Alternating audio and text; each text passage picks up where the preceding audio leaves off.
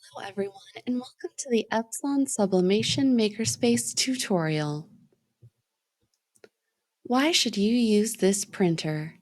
This printer allows you to print off a design and then heat press that design onto blank materials such as mugs, bookmarks, and even t-shirts. Next, we're going to watch a quick tutorial from Jennifer Maker about how to use the sublimation printer. Do your first sublimation print. I'll use my pretty Subliflower, which is a special design that I made just for sublimation printers. It allows us to test and see pretty much all color hues, vividness, alignment, gradients, text sharpness, ink consistency, and black density. And it's labeled with the hex color codes, which match up with the colors in other software, including things like Cricut Design Space. So you can see exactly what color you'll get on your sublimation printer. You can get my Subliflower design totally free at jennifermaker.com/sublimation printers. So I am going to go to the file that I downloaded, my Subliflower. Go ahead and open up this PDF. It will open it up in preview for me. And I'm going to print from here. I'm going to just go to File, Print. All right, so there is my Epson EcoTank. All right, so this is my printed dialog box. Now, it's really important that all sublimation prints be mirrored. When you have a purpose-built sublimation printer, it mirrors for you. But since we're converting this printer, we're going to need to do that ourselves. So to mirror your prints from the Epson EcoTank, you'll want to click on this drop-down menu or one that's similar to it and look for Print Settings. It might show up somewhere else on your screen. And this is where you want to change your settings. You'll want to change your media type to something like Premium Matte, and then change your print quality to Best. And then you'll want to change to go ahead and check the option next to Mirror Image, just like that. This should be what you need to do an awesome sublimation print. Let's go ahead and click Print. Most people have no clue that in 2023, the best way to make money on Amazon is not.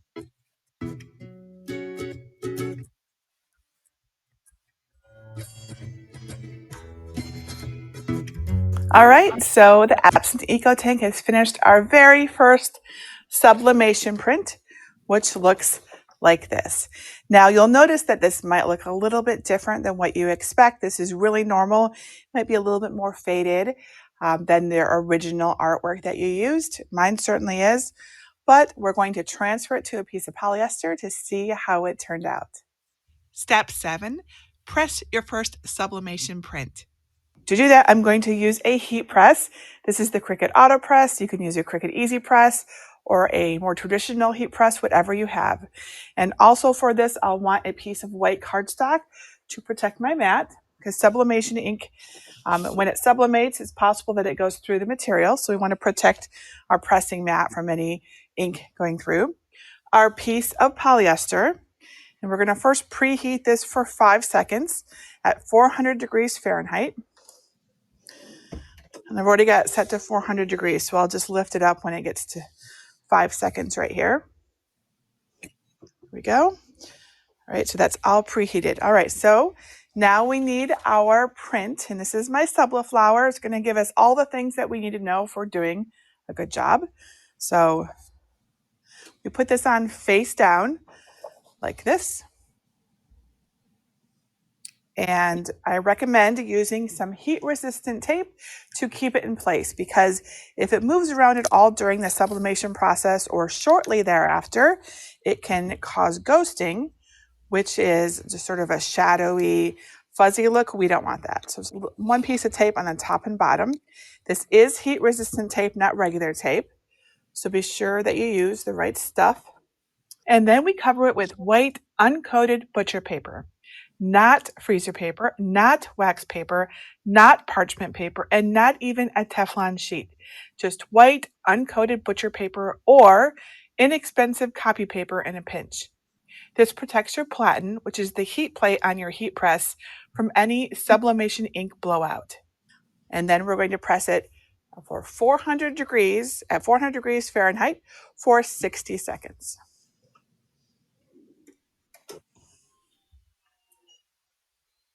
The Cricut Auto Press will open for us as soon as it's done. Now, you can go ahead and remove the paper, but while, right afterwards, you want to go ahead and just let it cool down a little bit before you pick up the paper with the sublimation print on it, because for, 10 to 15 seconds afterwards, it's still sublimating. And now it's cooling down, going from a gaseous state to a solid state. And if we want to keep it stable, not move it, or else we can cause the ghosting, get that fuzzy look. But once we feel confident that it's no longer 400 degrees, we can remove the tape and see how we did.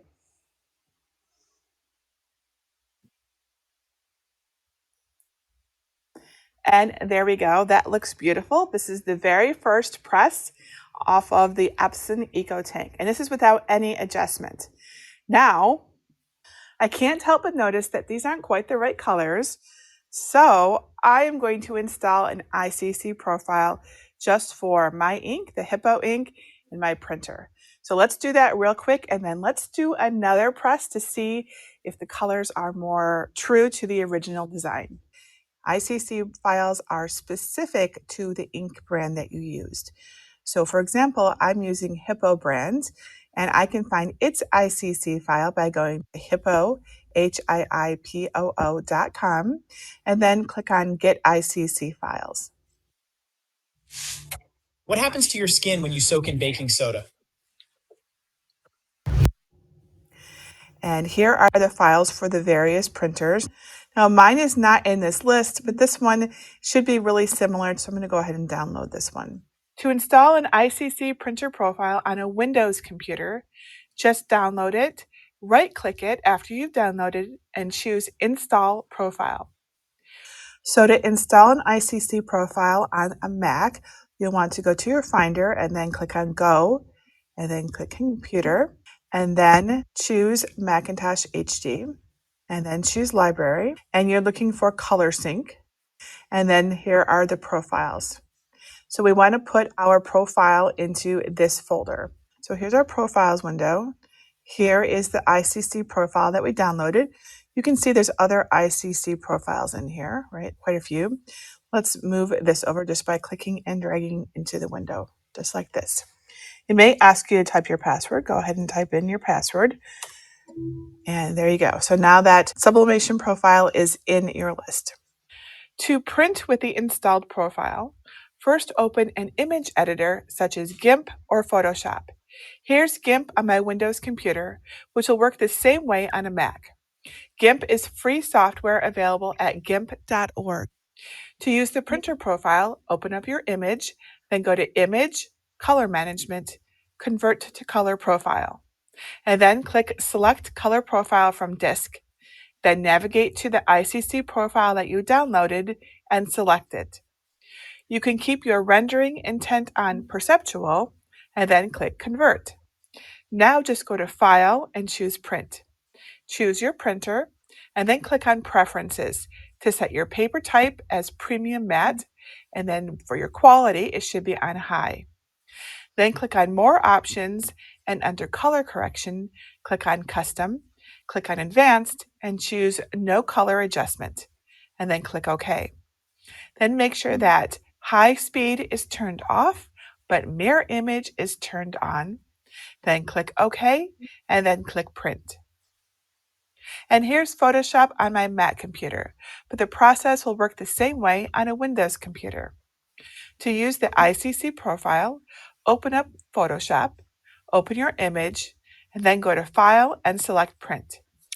We see these options. Now I want you to notice the color management section. This is what matters. So we want to use a printer profile. So we're going to allow a Photoshop to manage the colors, and then we're going to choose our printer profile from here. And we want the Hippo Epson printer profile. Let's go ahead and click Print. You'll want to click on this drop-down menu or one that's similar to it and look for print settings. You'll want to change your media type to premium matte and then change your print quality to best. And then check the option next to mirror image. Let's go ahead and click print. Thinking I'm gonna start cutting carbs. I need to drop my belly fat. If you want to drop. All right, so I've installed that ICC profile. This is what my print looks like. I want to note right off the bat, the colors do look different and they look more vibrant. So I'm excited to see if it really makes a difference or not. Now I need to put it onto the same material for us to compare it. So I'm going to get another piece of 100% polyester and press it on that. Oh, that's so much more vibrant. That is actually a gigantic difference. So I pressed it again with the print that I made using the ICC profile. I imagine you can see the difference right away, just like I could. This is the one without the profile, the Hippo ink profile. This is the one with it. It's really a lot different. This one is much more vibrant and I don't know, it's more appealing to me. So that ICC profile really does make a difference.